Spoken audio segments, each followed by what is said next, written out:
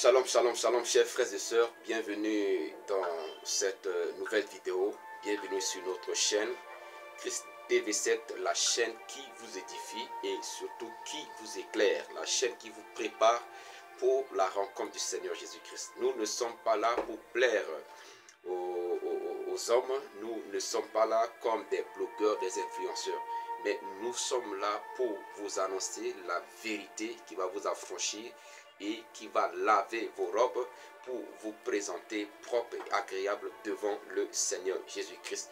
Alors je vous prie de vous abonner à la chaîne si vous n'êtes pas encore abonné et surtout suivez la vidéo du début jusqu'à la fin. Dans cette vidéo, je vais parler du réveil spirituel. Je prie que le Saint-Esprit nous aide à comprendre véritablement ce que c'est que le réveil spirituel. Je prie que le Saint-Esprit nous éclaire par rapport à cette vidéo au nom de Jésus-Christ. Alors je suis votre frère, votre serviteur, Roche Eusèbe Cézin, apôtre au service du Seigneur Jésus-Christ. Bien-aimés dans le Seigneur, souvent quand nous entendons parler du réveil spirituel, cela est souvent fait allusion au mouvement charismatique ou bien évangélique. Vous allez apprendre que non, quelque part, les gens étant en train de louer Dieu, les gens sont en train de parler en langue, Comme vous voyez les différents groupes évangélicaux, christianisme, etc., quand ces différents groupes se lèvent pour faire des programmes de gauche à droite, on dit le réveil spirituel. Quand les gens organisent le programme de 40 jours de jeûne et prière, de 7 jours, de 21 jours, de gauche à droite, on parle du réveil spirituel. Mais est-ce vraiment là le réveil spirituel? Est-ce que c'est vraiment le réveil spirituel? Le réveil, il y a des gens qui s'attendent à un grand réveil spirituel avant l'enlèvement de l'église, etc. Mais ce réveil spirituel, c'est quoi le réveil spirituel? Alléluia. Voyons la parole de Dieu. Commençons avec le livre de 2 Rois, chapitre 18, le verset 4 à 8. Ici, la parole de Dieu nous parle du roi Ézéchias. Quand le roi Ézéchias est venu au trône, Israël était dans l'idolâtrie. Israël adorait Baal. Mais quand Ézéchias a pris le pouvoir, il a commencé à renverser les autels du Baal qui se trouvaient dans le pays. Pour tourner le cœur des enfants d'Israël vers l'Éternel. Nous voyons déjà là que le réveil spirituel, ce n'est pas seulement les mouvements évangélico-pentecôtistes. C'est pas seulement ça. Le réveil spirituel à la base, c'est lorsque les cœurs se détournent véritablement du monde des désirs charnels pour se tourner véritablement vers Dieu. Ce n'est pas juste un mouvement comme ça, non. Ce n'est pas du bruit. Mais le vrai réveil spirituel, c'est lorsque nous voyons même des soi-disant chrétiens, même des soi-disant pasteurs qui se répandent pour revenir au Seigneur parce qu'ils voient qu'ils ne sont pas dans la vérité. Nous pouvons remarquer ça aussi dans le livre de 2 Rois, le chapitre, à partir du verset 22. La Bible nous parle du roi Josias. Le roi Josias, il a pris le pouvoir à l'âge de 8 ans. Quand on a tué son papa, il est devenu roi à l'âge de 8 ans. La Bible dit, Josias avait 8 ans lorsqu'il devint roi et il régna 31 ans à Jérusalem. On donne le nom de sa mère. Mais le verset 3, la Bible dit, la 18e année du roi Josias, le roi envoya dans la maison de l'Éternel Shampha, le secrétaire, fils d'Astalia, fils de Mashullam.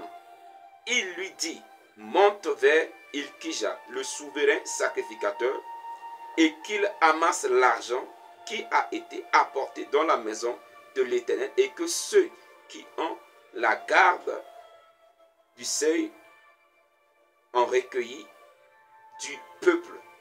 Alléluia. Comme vous lisez la suite, ce dernier, il a demandé à ce qu'on restaure la maison de l'Éternel. Pourquoi? parce que son cœur était attaché à l'Éternel. Mais vous allez voir que dans l'attachement de son cœur à l'Éternel, cet attachement n'était pas dans la vérité. Mais il ne le savait pas. Il pensait être sur le droit chemin, alors qu'il n'était pas sur le droit chemin. Alléluia. Vous allez voir, à partir chapitre, à partir du verset 8, ceux qui ont pris l'argent et ils sont partis pour la restauration, l'aménagement du temple, ils ont découvert le livre de la loi.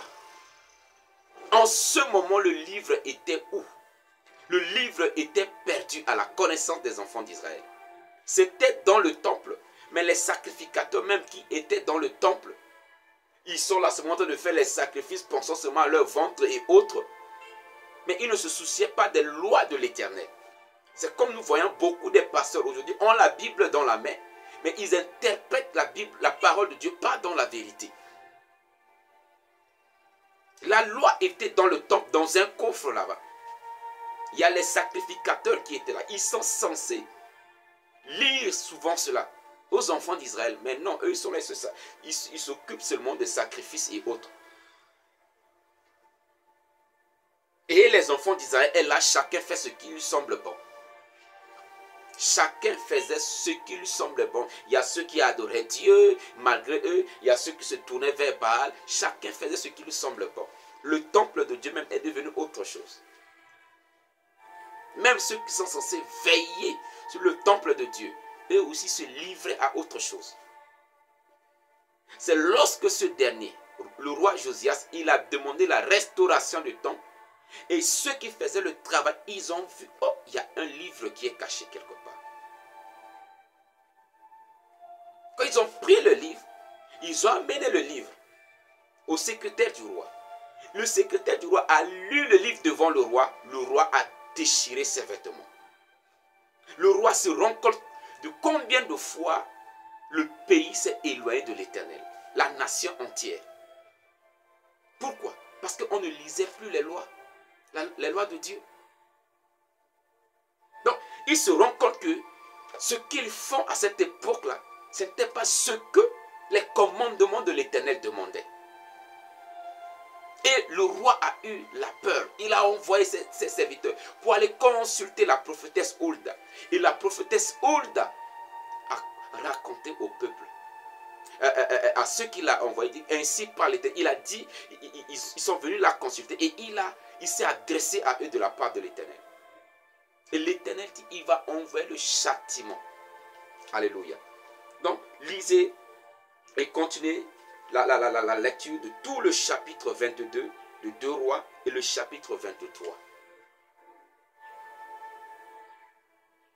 Et quand le roi a appris cela, le roi a convoqué toute la nation, le peuple, les anciens, les sacrificateurs, devant le temple. Et arrivé là, on a lu les lois de l'Éternel devant le peuple. Et la Bible dit, le roi a tissé une alliance devant l'Éternel, devant le peuple, pour dire qu'à partir d'aujourd'hui, nous devons nous conformer au commandement de l'Éternel. Et vous allez voir à partir du verset 23, il a ordonné à ce qu'on détruit les autels, les temples des idoles qui remplissaient le pays. C'était une véritable repentance. Il fallait que les cœurs se tournent véritablement vers l'Éternel. Bien aimé, nous voyons aujourd'hui le culte de personnalité a rempli nos églises. On voit beaucoup plus les pasteurs que Jésus-Christ. Les pasteurs font beaucoup plus leur éloge en tant que de prophétie, de miracle que le Seigneur Jésus-Christ. Comment on peut parler de réveil spirituel? Pendant que le monde même est rentré dans l'église, il faut voir les chantres, il faut voir les danses qu'on danse aujourd'hui dans l'église. Il faut voir la musique qu'on remarque aujourd'hui dans l'église. Il faut voir les habillements dans nos églises. Mais quand ça parle un peu en langue, on dit que voilà, c'est le réveil spirituel. C'est quel esprit qui pousse les gens à parler en langue?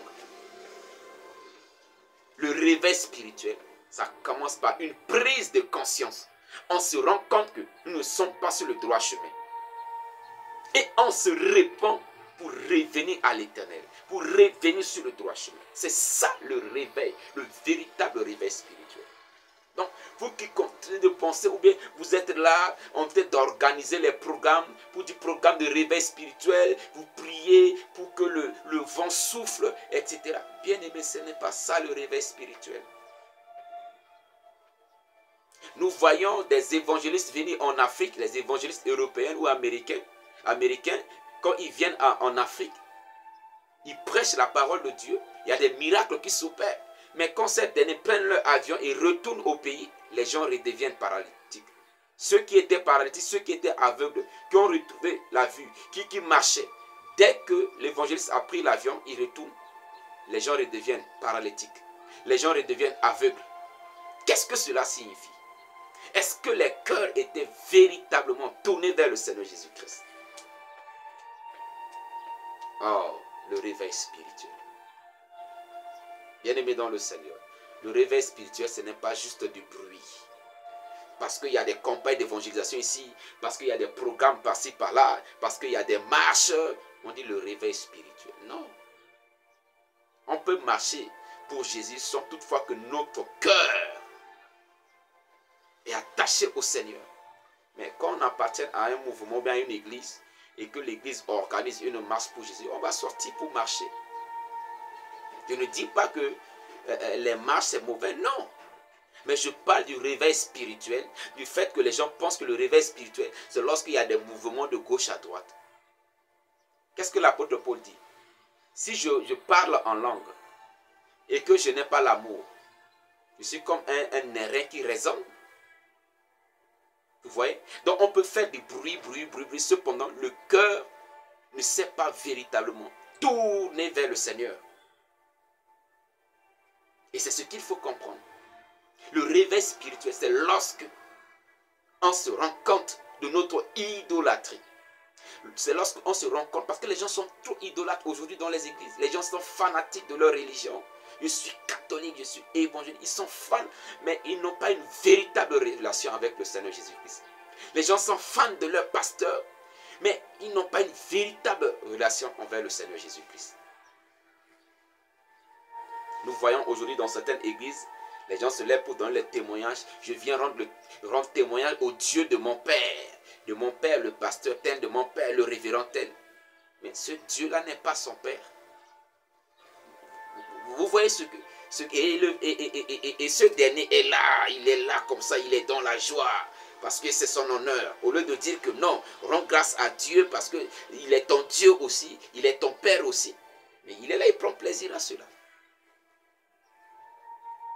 Il prend plaisir à cela parce qu'on fait son éloge. On entend dire que son Dieu est puissant. Donc les gens adorent son Dieu. Mais les gens là, le Dieu là n'est pas leur Dieu. Bien-aimés dans le Seigneur, répentons-nous. L'Église a besoin d'une véritable, ou encore d'un véritable réveil spirituel. Parce qu'aujourd'hui, les mauvais esprits rentrent dans les églises pour tromper les gens avec les bruits des soi-disant parler en langue par-ci, par-là. Et on pense que c'est le Saint-Esprit. On pense que c'est le réveil spirituel. Alors que non. Alors que non. Bien-aimés dans le Seigneur, revenons dans la vérité. Si nous ne marchons pas dans la vérité, quel réveil spirituel? Si nous sommes dans la corruption, quel réveil spirituel? Si nous sommes dans l'idolâtrie, quel réveil spirituel? Quel réveil spirituel, bien-aimé dans le Seigneur? Est-ce que le cœur est tourné véritablement vers le Seigneur Jésus-Christ? Voyons ce que l'apôtre, je pense que c'est l'apôtre Paul, oui, voyons ce que l'apôtre Paul nous dit dans Romains chapitre 13, le verset 11 au verset 14. Romains chapitre 13, le verset 11 au verset 14. Il dit: cela importe d'autant plus que vous savez en quel temps nous sommes. En quel temps nous sommes? Nous sommes dans le temps de la fin. Et vu que nous sommes dans le temps de la fin, nous devons nous réveiller d'un véritable réveil spirituel. Je reprends.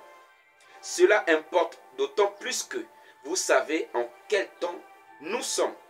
C'est l'heure de vous réveiller enfin du sommeil. Alléluia.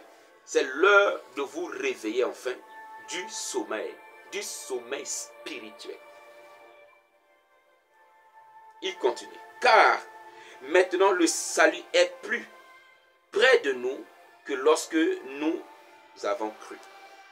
Le salut est plus près de nous. On nous a annoncé l'évangile, on a cru, depuis mais aussi que le temps avance, aussi le salut est plus près de nous. Aussi le retour du Seigneur est plus près de nous.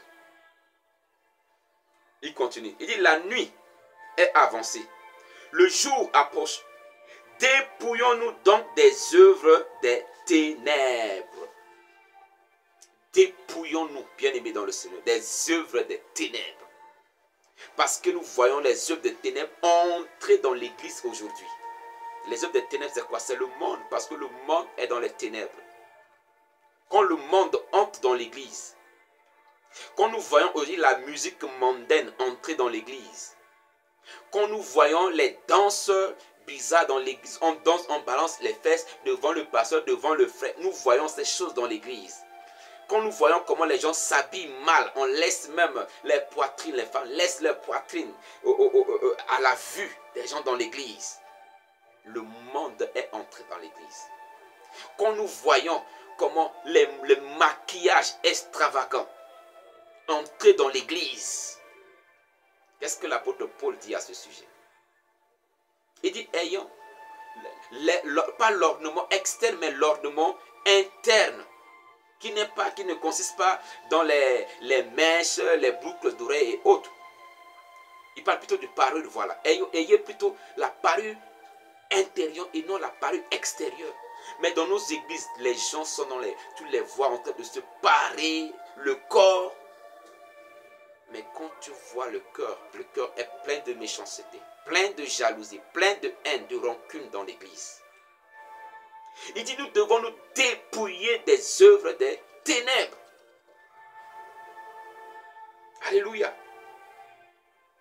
Alléluia.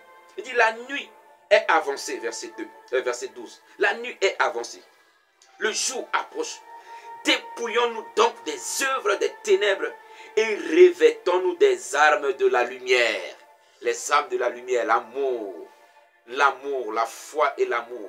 La foi et l'amour. Nous voyons aujourd'hui les gens dans l'église, ils prient l'un contre l'autre. Retour à l'envoyeur. L'amour. Oh, que le Seigneur bénisse sa parole.